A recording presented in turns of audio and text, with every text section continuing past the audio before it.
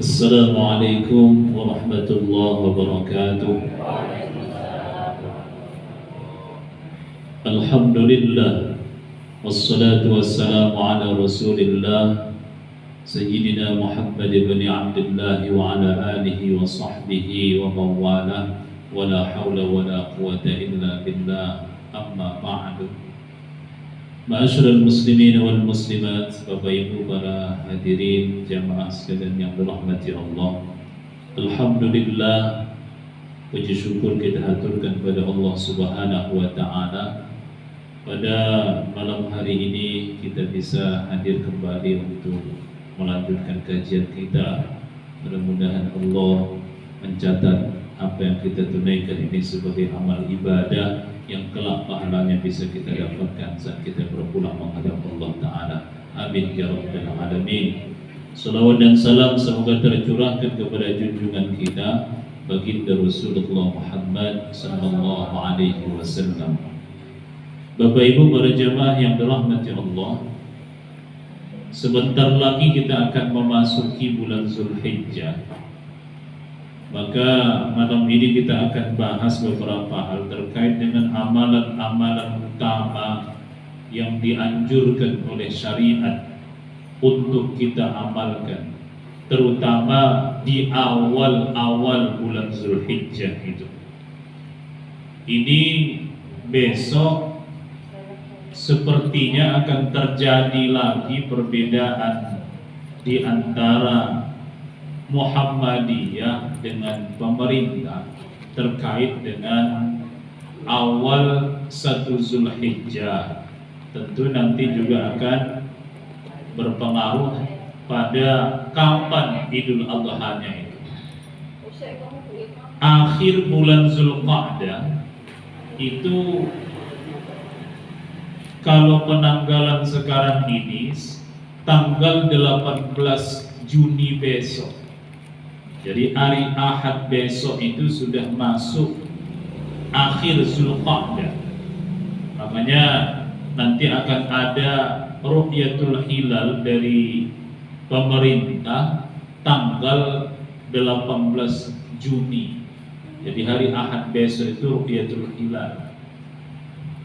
Tapi kalau Muhammadiyah tentu sudah menetapkan tanggal 19 Juni, hari Senin itu, kalau saya tidak salah, itu sudah tanggal 1 Zulhijjah. Nah, tapi pemerintah nanti kemungkinan besar hari Ahad itu belum akan terlihat hilal itu. Jadi belum terlihat karena masih rendah posisinya.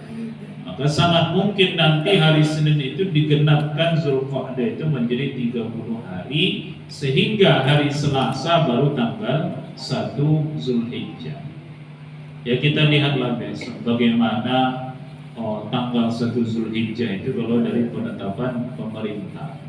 Tapi secara hisab Bapak Ibu, secara hisab itu juga kan pemerintah termasuk juga dari kalangan Nahdlatul Ulama tentu punya ahli hisab juga.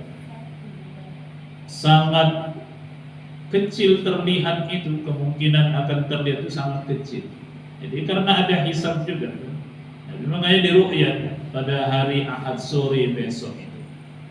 Kalau panjenengan ingin tahu ya besok Ahad sore itu panjenengan buka TV, Kompas TV atau apalah. Yang penting di rumahnya sudah ada apa itu? Set-top box. STB. Set-top box kalau belum punya yang tidak bisa lihat. Jadi itu. Jadi Bapak Ibu, sangat besar kemungkinan nanti juga Idul Adha-nya beda. Jadi kalau menurut Muhammadiyah, kalau saya tidak salah ya, sepertinya nanti Idul Adha itu hari Rabu kan? Berarti pas malam pengajian di sini, itu pas malam takbiran di sini. Di sini ada takbiran. Malam Rabu. Ada. Di sini ada takbiran. Ini tadi Pak Yudo minta ke tempat beliau nanti biar Pak Yudo yang menjelaskan. Jadi malam Rabu itu berarti takbiran di sini kan? Dari Muhammadiyah apa? Muhammadiyah. Ya Pak ada. Ada kan? Hadisnya ada. Iya. Bahkan Ada apa? 2 kali ya, tidak apa-apa.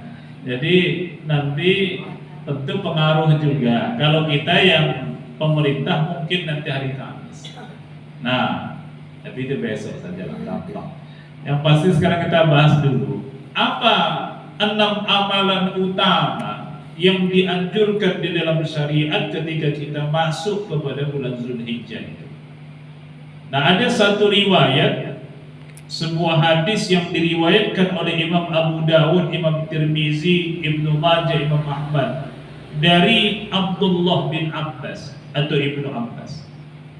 Dan disebutkan oleh beliau, baginda Nabi itu menjelaskan, ma min ayyamil amal salih fiha ahabbu ilallah min hazihil ayyam. Kata beliau, tidak ada hari yang dimana amal soleh itu lebih dicintai Allah dibandingkan hazihil ayyam. Maknanya itu adalah yakni ayyamal asyri, 10 hari. Makanya di sini bukan tanggal 10 tapi 10 hari.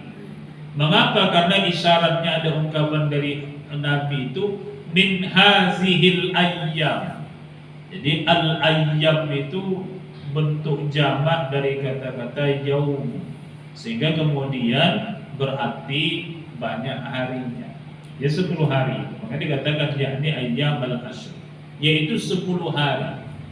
Nah 10 hari ini dimaknai oleh para ulama, maknanya itu adalah 10 hari pertama pada bulan Zulhijjah itu. Lalu ditanya kepada Nabi, ya Rasulullah, walal jihadu fi sabilillah, bagaimana kalau misalnya amal soleh pada 10 hari pertama bulan Zulhijjah itu dibandingkan dengan orang yang jihad fi sabilillah?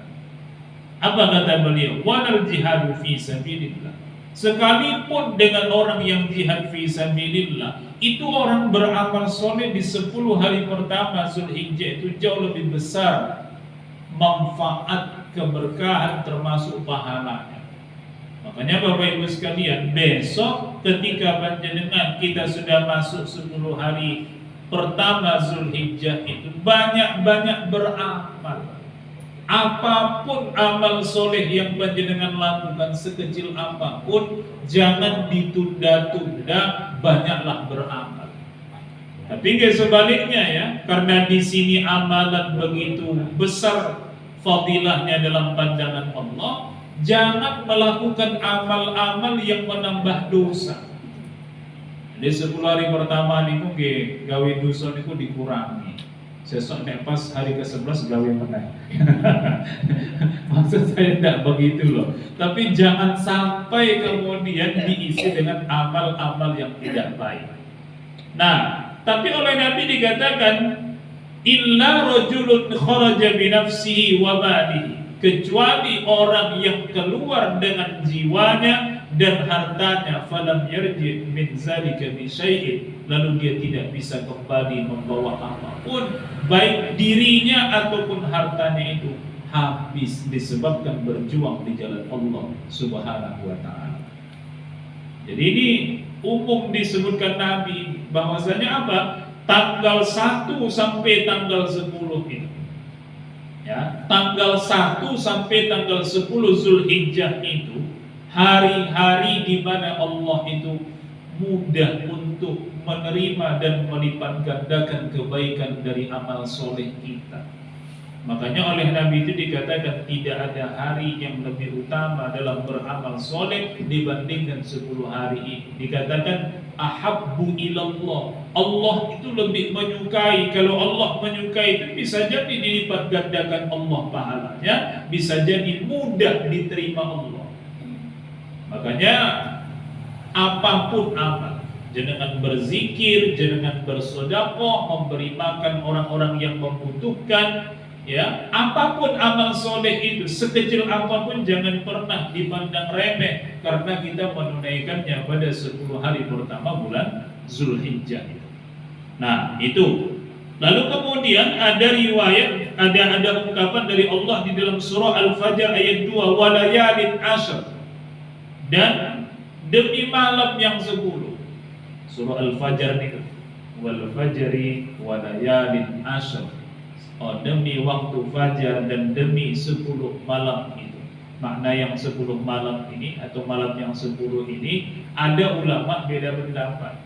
Ada yang mengatakan itu adalah 10 hari pertama Zulhijjah, ada yang mengatakan 10 hari terakhir Ramadan, ada yang mengatakan 10 hari pertama Ramadan, ada yang mengatakan 10 hari pertama bulan Muharram. Tapi kata Imam Ibn Rajab Al-Hambali, pendapat yang paling banyak dianut para ulama itu adalah maknanya 10 hari pertama bulan Zulhijjah itu. Jadi Allah bahkan bersumpah dengan mengatakan walayalin ashr, itu menunjukkan ada sesuatu yang luar biasa di balik sumpah Allah itu. Makanya kalau Allah bersumpah itu bukan dengan nama Dia, tapi dengan apa-apa yang Dia ciptakan, dan di balik itu mesti ada banyak kebaikan dan banyak fadilah. Makanya seperti wadduha wasyamsi wadduhaha, demi waktu duha. Jangan bisa lihat waktu duha itu ya pahalanya besar kalau kita ibadah menunaikan sholat duha. Bahkan dikatakan tiap ruas-ruas tulang-tulang kita itu dipandang bersodakoh kalau kita itu menunaikan sholat duha meski hanya 2 rakaat. Wasyamsi wadduhaha, disebut Allah waktu yang disebut dengan matahari itu, demi matahari. Itu juga matahari itu sangat besar manfaatnya bagi kehidupan kita. Lah ini juga begitu walayalin ashr. Nah, sekarang kita akan lihat Bapak Ibu, apa amalan-amalannya. Yang pertama, puasa. Jadi ada diriwayatkan oleh Unaidah bin Khalid dari istri-istri baginda Nabi, an ba'di azwajin Nabi sallallahu alaihi wasallam qalat, istri-istri Nabi mengatakan, kana Rasulullah sallallahu alaihi wasallam yasumu tis'a Zulhijjah, bahwa Nabi sallallahu alaihi wasallam itu berpuasa pada 9 hari di awal bulan Zulhijjah itu. Ini bisa jadi juga yang dimaknai itu adalah termasuk di dalamnya itu puasa Arafah. Tapi di sini dikatakan bahwasanya Ibnu Umar, Hasan Al-Basri, Ibnu Sirin, Qatadah itu mereka puasa sejak tanggal 1 sampai 9 Zulhijjah. Makanya dulu ngapunten, ulama-ulama kita dulu itu kalau sudah masuk Zulhijjah itu sejak tanggal 1 sampai 9 itu mereka puasa. Nah, Bapak Ibu bagaimana? Tanggal 1 puasa apa enggak? Enggak ya, orang lagi untuk kajian kok. Eman-eman yang kosong ya. Nanti 9 baru kemudian puasa. Tanggal 1 sampai 9 itu disunahkan puasa. Ya. Nah, di antaranya itu kan ada hari Tarwiyah. Tarwiyah niku hari ke-8 bulan Zulhijjah, ada hari Arafah yaitu tanggal 9 bulan Zulhijjah. Makanya kalau Bapak Ibu misalnya kuat, ngapunten, puasalah panjenengan tanggal 1 sampai tanggal 9 Zulhijjah.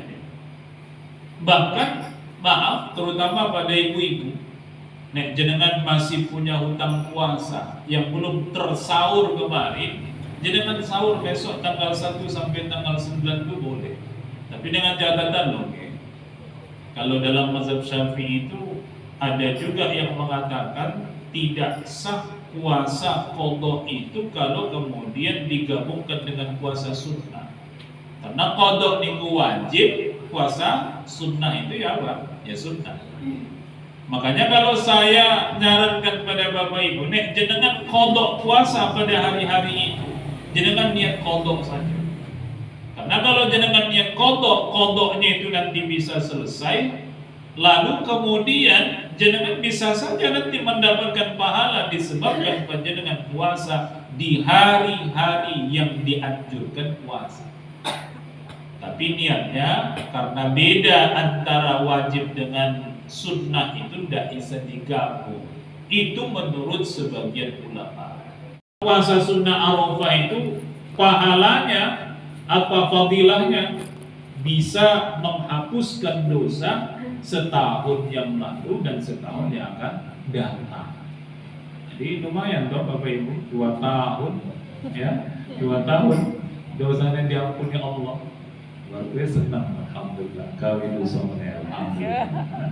Ya itu. Jadi 2 tahun, tapi maknanya begini loh, Ibu Bapak sekalian. Yang dimaknai 2 tahun itu kalau menurut para ulama itu bisa jadi diampuni Allah, tapi bisa jadi juga maknanya adalah dalam 2 tahun itu Allah menjaga kita untuk tidak berlaku dosa kepada Allah.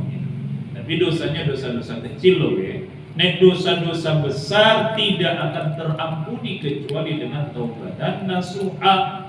Termasuk doa sesama dosa sesama makhluk ini tidak bisa selesai. Makanya besok kalau sudah puasa Arafah, jenengan masih punya utang pada tetangga itu jangan dianggap lunas. Terus Arafah yang tidak melunasi utang neko. Makanya kemudian puasa itu fadilah pada dosa-dosa kecil itu insya Allah diampuni Allah. Tapi kan lumayan ya Bapak Ibu. Dosa-dosa kecil itu yang menyebabkan dosa besar. Jangan meremehkan dosa kecil. Nek sering melakukan dosa kecil itu akan jadi besar. Dan tidak akan pernah ada dosa besar itu kalau setiap saat kita banyak meminta ampunan Allah. Nah termasuk ini tadi puasa Arafah tanggal 9 bulan Zulhijjah. Saya ceritakan sedikit. Tarwiyah itu kan tanggal 8 bulan Zulhijjah. Itu juga sebenarnya disunnahkan. Tapi ada yang kemudian ulama mengatakan hadis terkait puasa tarwiyah itu dhaif. Tapi jangan kemudian panjenengan anggap lalu tidak penting puasa 9 Zulhijjah, 8 Zulhijjah. Karena apa? 8 Zulhijjah itu masih tergolong antara tanggal 1 sampai tanggal 9. Ya sudah masuk di situ. Jadi kalau panjenengan puasa tanggal 8 Zulhijjah, puasa tarwiyah nih, enggak mari kita jadi tanggal 1 sampai tanggal 9 itu kan berarti masuk pada waktu tarwiyah. Dan ini kaitannya apa? Dulu Bapak Ibu, Nabi Ibrahim itu bermimpi pada malam tanggal 9, malam tanggal 8 itu. Beliau ragu. Jadi beliau kan mimpi, kok ada perintah itu untuk menyembelih putra beliau sendiri. Itu kemudian membuat beliau ragu. Lah keraguannya itu bukan ragu untuk menyembelih, itu bukan. Beliau ragu apakah ini perintah dari Allah atau justru malah bisikan setan. Keraguannya itu di situ. Maka kemudian dalam keadaan ragu yang seperti itu, kemudian ragu itu tarwiyah itu dari kata-kata yurawi yang maknanya itu bertanya-tanya.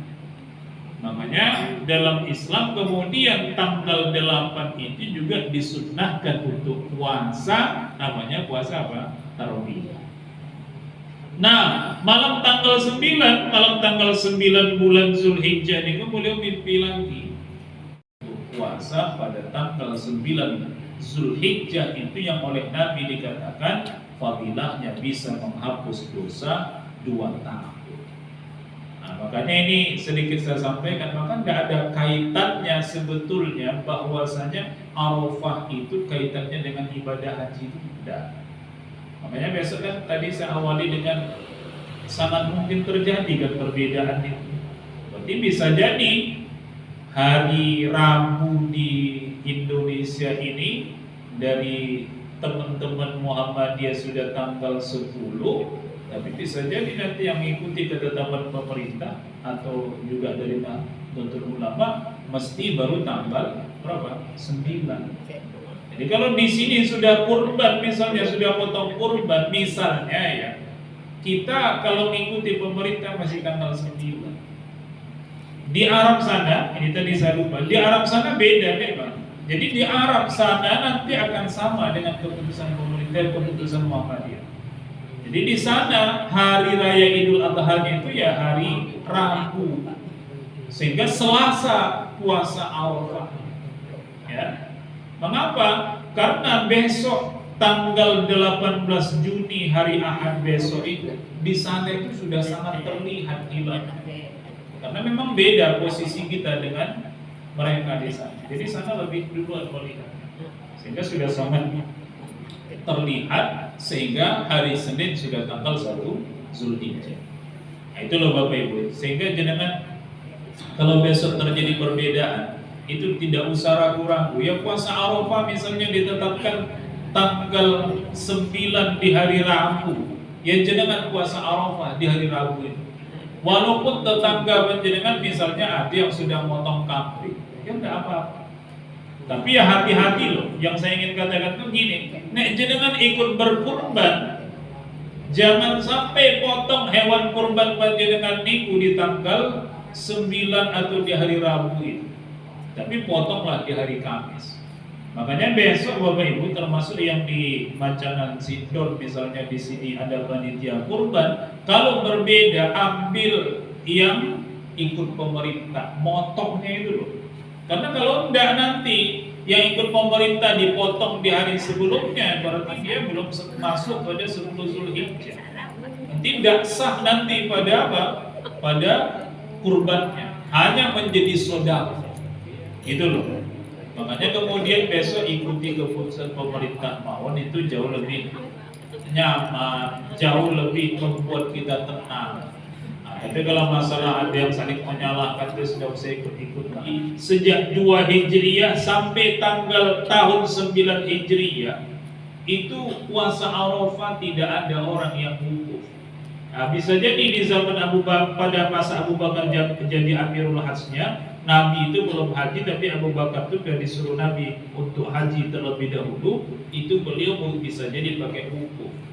Nah kalau sudah pakai wukuf itu berarti Nabi itu cuma 1 kali puasa yang ada wukufnya. Padahal sejak 2, 3, 4, 5, 6, 7, 8, 7 kali Nabi Muhammad itu puasa tanpa ada orang wukuf di padang Arafah. Jadi jenengan tidak usah nunggu orang wukuf baru kemudian puasa Arafah. Ya, pokoknya tanggal 9 di Macanan, di Sidon atau sekitar Klaten ini kapan tanggal 9? Lah tanggal itulah puasa apa? Arafah. Jadi tidak usah ngikut-ngikut Arab Saudi sana gitu loh. Karena apa? Memang tidak seperti itu. Nah, itu Bapak Ibu sekalian. Itu yang pertama, puasa. Kemudian yang kedua, takbir dan zikir. Ini disebutkan misalnya dalam sebuah riwayat dari Ibnu Abbas, Imam Bukhari ini meriwayatkan. Wa qala Ibnu Abbas wazkurullaha fi ayyamin ma'lumat, ayyamul ashr. Dikatakan Ibnu Abbas, berzikirlah pada hari-hari yang dimaklumi itu. Apa itu? Ayyamul ashr. 10 hari itu banyak berzikir. Wal ayyamul ma'dudat, dan juga kepada hari-hari yang sudah ditentukan itu, maknanya ayyamut tasyrik, hari tasyrik. Kapan nih? 11, 12, 13. Jadi artinya apa? 10 hari itu disunnahkan banyak berzikir, bertakbir, bertasbih, bertahmid, ya. Tanggal 11 sampai 13 juga demikian, ayyamul ma'dudat, hari-hari yang ditentukan itu. Orang-orang di pasar itu kemudian ikut-ikut bertakbir bersama mereka. Ini kalau bapak-bapak ini ingin ikut sunnah yang benar niku, lah besok mulai tanggal 1 jangan datang ke pasar Kentongan, jangan takbiran di sana, gitu ya. Itu saja dia sunnah. Ini mesti orang-orang pasar Kentongan lagi ngombe obat gitu mesti. Mikirnya masih begitu. Padahal niku gak sunnah. Lah makanya kan perlu dipahami, takbir niku ada 2, ada namanya takbir muqayyad, ada namanya takbir mutlak. Takbir mutlak. Takbir mutlak niku napa? Takbir mutlak itu yaitu takbir tanpa ada kapanpun boleh, di tempat manapun boleh. Tapi tidak muqayyad loh ya. Muqayyad niku maknanya terikat. Misalnya habis zuhur, habis sholat zuhur, imam itu kemudian mimpin takbir, jamaah sama takbir. Habis asar, maghrib begitu. Mutlak itu enggak gitu. Jadi mutlak itu sejak tanggal 1 sampai kemudian tanggal 9 itu termasuk di dalamnya takbir mutlak. Ya. Jadi kita itu dianjurkan banyak baca istighfar, banyak baca tahmid, tahlil, takbir. Jadi takbir, makanya ibu-ibu juga gitu. Ibu-ibu panjenengan juga boleh bertakbir, tapi ya jangan keras-keras. Nah, mulai panjenengan lagi belanja ke pasar takbiran, karena suaranya itu dalam Islam masih menjadi sesuatu yang diperdebatkan. Tapi maksud saya, jenengan bisa bertakbir dengan suara lirih, atau pas lagi nyuci baju ya jenengan takbiran. Jangan pas lagi goreng tempe ya takbiran, ya. Jangan lagi ngulek sambil takbiran. Itu boleh. Jadi sebenarnya apa? Dalam posisi apapun kita bisa takbir, takbir, tahlil, apalagi istighfar itu dianjurkan. Jadi ini amalan yang kedua di 10 hari pertama itu. La muqayyad itu, muqayyad itu yang terikat. Kapan itu yang terikat itu? Yang terikat itu adalah sebenarnya kalau secara sunnahnya itu adalah sejak tanggal 9 Zulhijjah. Waktu subuh itu sudah dianjurkan takbir muqayyad itu. Jadi kalau kita bukan haji, tanggal 9 Zulhijjah tanggal 9 waktu subuh itu sudah dianjurkan untuk takbir. Loh, kita rata-rata bagaimana? Takbirnya kapan? Waktu maghrib pada malam Idul Adha atau Idul Fitri itu. Padahal kalau takbir muqayyad itu sebenarnya tanggal 9 itu di waktu subuh itu sudah sunnah. Tapi kan di Kelantan ya tidak gitu kan. Nah, karena apa? Ya itu tadi, ya memang tidak biasa. Ya kalau tidak biasa bagaimana? Ya sudah. Coba deh jangan misalnya takbir nanti tanggal 9 di masjid pakai mic ya mesti ditanya orang. Ini takbir apa itu? Tidak paham dia. Padahal sebenarnya ini sunnah. Tapi bagaimana? Boleh tidak ditinggalkan begitu? Saya cuma gini saja. Saya berikan gambaran. Dulu Imam Ahmad bin Hanbal itu pernah kemudian hadir, saya kok lupa nama kampungnya itu, beliau hadir di situ. Mestinya kan qobliyah maghrib ini bukan sunnah, tapi tidak pernah masyarakat situ sholat qobliyah maghrib, sehingga beliau juga tidak mau melakukan itu. Padahal beliau tahu sebenarnya hadis sunnahnya sholat qobliyah maghrib, tapi Imam Ahmad itu tidak mau. Mengapa? Karena masyarakat itu tidak biasa. Karena masyarakat itu tidak biasa. Nek beliau melakukan itu pasti gegeran. Iya, itu sebabnya beliau kemudian dalam dakwahnya itu pun tidak memaksakan, gitu loh Bapak Ibu. Makanya kita juga kalau kaitannya dengan masalah sunnah semacam itu jangan terlalu keras-keras. Karena apa? Ya lihat saja. Bahkan ngabuk. Saya di Masjid Sunan Kalijaga, Purumda Belangwetan itu setiap ngaji itu mesti habis maghrib sampai isya, begitu azan isya itu langsung format. Tidak pernah ada sholat qabliyah isya. Saya sudah jelaskan hadis-hadisnya. Mereka paham, tapi karena sudah biasa. Biasa apa? Biasa tidak sholat. Biasa tidak sholat sunnah gitu loh maksudnya. Jadi tidak, begitu azan langsung takbir, langsung apa? Langsung iqamah. Begitu azan langsung iqamah. Loh, saya ya sebenarnya ya senang percepat badai ya. Tapi ya bagaimana ya kayak gitu itu Bapak Ibu. Takbir muqayyad ada takbirnya mutlak. Mutlak itu tidak ditentukan waktunya, tapi muqayyad itu tertentu waktunya. Nah, kapan tertentunya? Kalau bagi kita yang tidak haji mulai waktu subuh, waktu tanggal 9 Zulhijjah.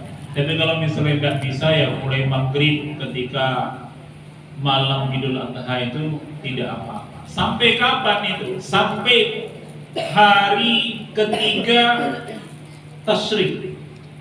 Hari ketiga Tasyrik tanggal 13 Zulhijjah waktu asar. Jadi waktu asarnya itu masih bertakbir. Nanti pada waktu maghrib sudah tidak ada lagi takbir.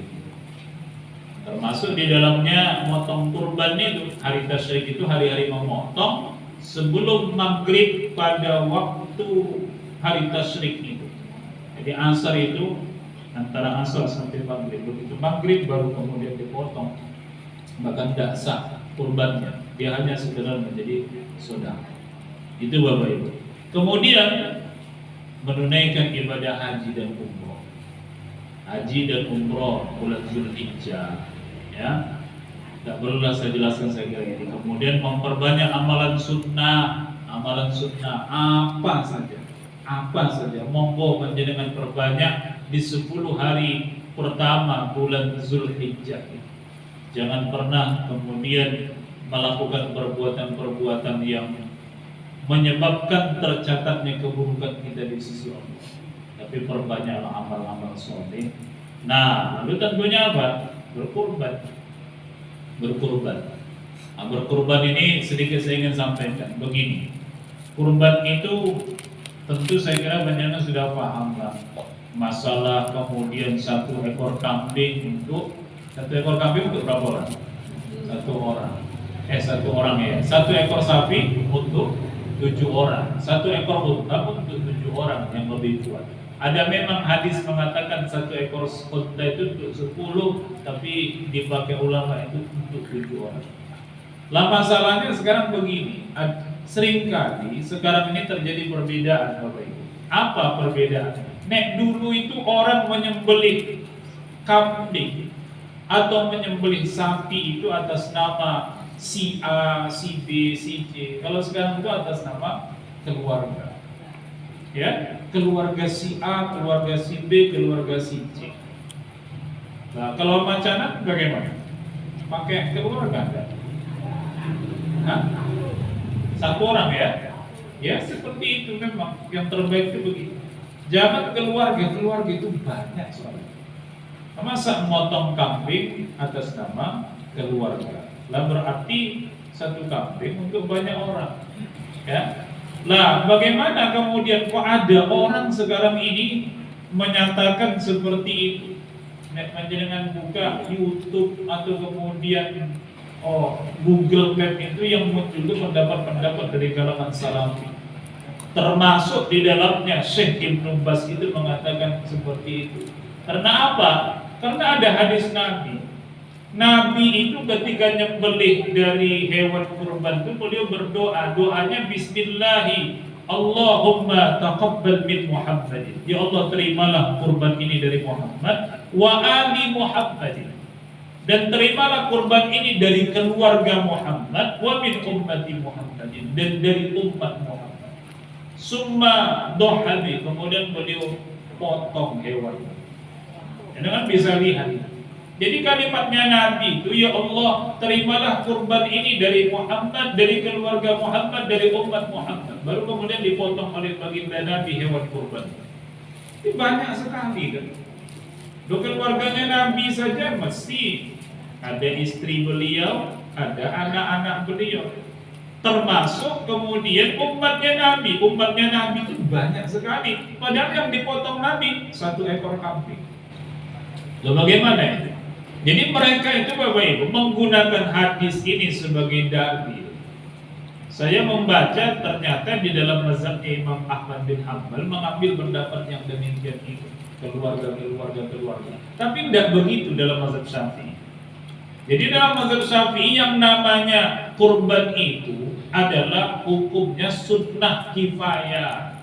Sunnah kifayah itu seperti hanya fardu kifayah. Kalau ada satu kampung orang kok ada yang meninggal, tidak ada yang mau ngurus, itu sak kampung itu dosa semua. Tapi kalau ada satu saja yang ngurus, maka sak kampung itu terbebas dari dosa itu. Paham begitu? Lah sunnah kifayah itu gitu. Kalau sudah misalnya satu keluarga, kepala keluarga itu kemudian dia berkurban, maka istri sama anak-anaknya itu sudah tidak sunnah lagi untuk berkurban. Tapi boleh enggak kalau dia misalnya mau berkurban? Ya boleh. Makanya kalau misalnya biasa bapak kurban, ibu misalnya si ibu ini juga bekerja, punya pendapatan sendiri, lalu dia beli hewan kurban, dia kurban, ya boleh. Sama seperti tadi, orang memandikan jenazah, orang nyolatkan jenazah, nyolatkan sampai menguburkan satu orang. Lalu ada orang lain datang ikut juga, boleh apa enggak? Boleh kan? Itu artinya apa? Ya sama. Jadi ibu juga boleh saja. Tapi sunnah kifayah itu hukumnya dari namanya kurban ini. Lah bagaimana? Maksudnya itu gini, sunnah kifayah itu. Kalau misalnya nama suami, atas nama suami sebut namanya siapa gitu kan. Lah yang dapat pahala itu ke suami itu. Lo istrinya dapat pahala enggak? Ya enggak dapat pahala. Lah anak-anaknya, ya apalagi anak-anaknya. Ya cuma dia itu yang dapat. Tapi kalau dia ingin membagi pahala itu untuk istri dan anak-anaknya boleh. Itu yang dimaksud di hadis ini. Makanya Nabi itu isyaratkan dengan kalimat Allahumma taqabbal min Muhammadin. Disebut nama dulu oleh Nabi, itu namanya beliau. Ya Allah, terimalah ini dari Muhammad. Dariku sendiri, maksudnya begitu kata Nabi. Lalu kemudian beliau katakan, ya Allah, bagikan juga pahala ini untuk istri, keluargaku, untuk umat. Karena pemilik asli dari pahala itu adalah Nabi Muhammad sallallahu alaihi wasallam. Jenengan juga begitu, bapak-bapak. Nek jenengan berkorban atas nama panjenengan, nek jenengan ingin membagi pahalanya kepada istri sama anak-anak boleh. Ya. Tapi jangan kemudian dikatakan ketika ada yang menyembelih itu atas nama keluarga. Kenapa? Karena yang jadi jagalnya itu kan tidak yang berkorban. Kecuali nek jenengan misalnya berkorban satu ekor kambing, jenengan ambil apa? Pisau itu untuk menyembelih, jenengan berdoa, ya Allah, terimalah ini dariku, terimalah ini juga dari istri dan anak-anakku. Maknanya itu pahalanya anugerahkan juga untuk istri dan anak-anak. Jadi boleh. Karena jenengan sendiri yang kemudian menyembelih. Karena Nabi katakan tadi di hadis ini sukmatu habib. Setelah beliau berdoa gitu, beliau kemudian menyembelih. Tapi kalau yang kita minta orang lain yang menyembelih, ya jangan dia yang mengatakan terimalah ini dari keluarga si fulan. Mengapa? Karena dia tidak punya hak pahala itu, gitu loh. Tidak punya hak pahala itu. Pahalanya itu ya milik yang atas nama tadi. Makanya yang atas nama tadi itu jangan lupa berdoa, ya Allah, ini pahala sudah menjadi milikku darimu ya Allah, maka saya mohon bagi juga pahalanya untuk istri dan anak-anakku. Dibolehkan. Makanya kan tradisi kita tiap tahun berganti nama. Gitu. Tahun ini atas nama suami. Ada loh yang tiap tahun itu atas nama suami terus, tidak pernah istri. Ya tidak apa-apa, mungkin istrinya ya boleh-boleh saja. Misalnya istrinya sudah mulai, iki kok bojoku terus, wong itu ya duitku barang.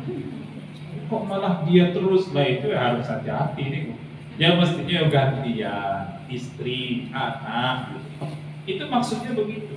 Lah kalau tidak ya itu tadi, jangan lupa kalau jenengan atas namanya doa pada Allah supaya juga istri sama anak-anak itu dibagi pahalanya.